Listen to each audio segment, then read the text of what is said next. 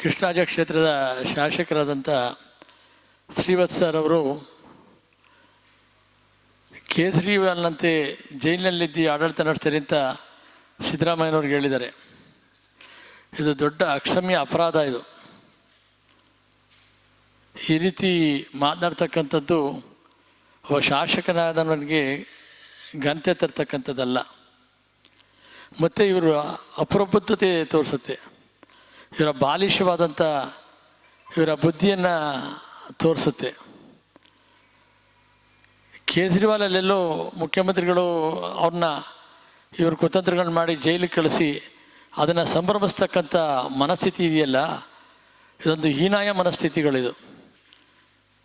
ಮುಖ್ಯಮಂತ್ರಿಗಳನ್ನು ಕೂಡ ಜೈಲಿನಿಂದ ನೋಡ್ತೀವಿ, ಆಡಳಿತ ನಡೆಸ್ತೀವಿ ಅಂತ ಹೇಳ್ತಕ್ಕಂಥದ್ದು ಎಷ್ಟು ಕೊಳಕು ಮನಸ್ಸು ಇರೋದು ಅನ್ನೋದನ್ನು ತೋರಿಸ್ತಾ ಇದೆ. ಕೇಜ್ರಿವಾಲ್ನ ಇವರು ಹೇಗೆ ಬೇರೆ ಬೇರೆ ಇಲ್ಲದೇ ಇದ್ದ ಆರೋಪಗಳನ್ನ ಹೊರಿಸಿ ಅವ್ರನ್ನ ಜೈಲಿಗೆ ಕಳಿಸಿದ್ದಾರೆ ಅಂತ ಇಡೀ ದೇಶಕ್ಕೆ ಗೊತ್ತಿದೆ. ಹಾಗೆ ಸಿಸೋಡಿಯಾ ಕೂಡ ಸುಪ್ರೀಂ ಕೋರ್ಟೇ ಹೇಳಿದೆ, ಅವ್ರನ್ನ ಜಾಮೀನು ಕೊಡದೇ ಇದ್ದ ರೀತಿಯಲ್ಲಿ ಸಾಕಷ್ಟು ತೊಂದರೆಗಳನ್ನ ಕೊಡ್ತಾ ಇರ್ತಕ್ಕಂಥದ್ದು ವಿಚಾರ ಇರ್ಬೋದು, ಬೇರೆ ಬೇರೆ ವಿಚಾರಗಳಿರ್ಬೋದು. ದೇಶದಲ್ಲಿ ಇವರು ಪ್ರಾಮಾಣಿಕವಾಗಿರತಕ್ಕಂಥವ್ರಿಗೆ ಇಡಿ CBIನ ಕಳಿಸಿ ಅವ್ರ ಮೇಲೆ ಆರೋಪಗಳನ್ನ ಹೊರಿಸ್ತಕ್ಕಂಥದ್ದು, ಅವ್ರ ಮೇಲೆ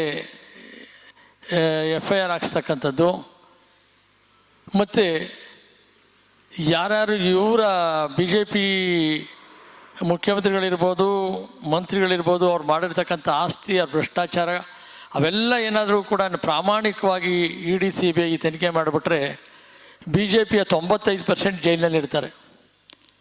ಇವ್ರ ಆಸ್ತಿಗಳು ನಮ್ಮ ಕರ್ನಾಟಕದ ಮುಖಂಡರುಗಳನ್ನೇ ಒಂದು ಸಲ ಇವರು ಎಲ್ಲರೂ ಕೂಡ ತನಿಖೆ ಮಾಡಿಬಿಟ್ರೆ ಇಲ್ಲಿರ್ತಕ್ಕಂಥ ಮಾಜಿ ಮಂತ್ರಿಗಳು ಎಲ್ಲ ಮಂತ್ರಿಗಳು ಕೂಡ ಜೈಲಿನಲ್ಲಿರ್ತಾರೆ. ಇವರ ಆಸ್ತಿಗಳು, ಇವರ ಭ್ರಷ್ಟಾಚಾರಗಳು, ಇವರ ಅಕ್ರಮಗಳು ಹೇಳ್ತೀರದಂತೆ ಇದ್ದಾವೆ. ಆದರೆ BJPನವರು ಅನ್ನೋ ಒಂದೇ ಕಾರಣಕ್ಕೆ ಅವ್ರಿಗೆ ರಕ್ಷಣೆ ಕೊಟ್ಟುಕೊಂಡು ಯಾವುದೇ ಆರೋಪ ಇಲ್ಲದೇ ಇರತಕ್ಕಂಥದ್ದು.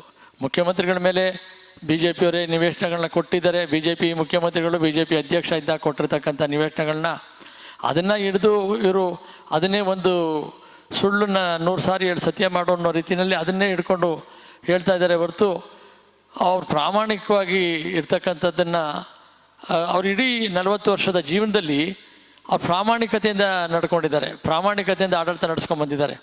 ಯಾವತ್ತೂ ಕೂಡ ಎಲ್ಲೂ ಅವ್ರ ಮೇಲೆ ಒಂದು ಕಪ್ಪು ಚುಕ್ಕೆ ಕೂಡ ಇಲ್ಲ.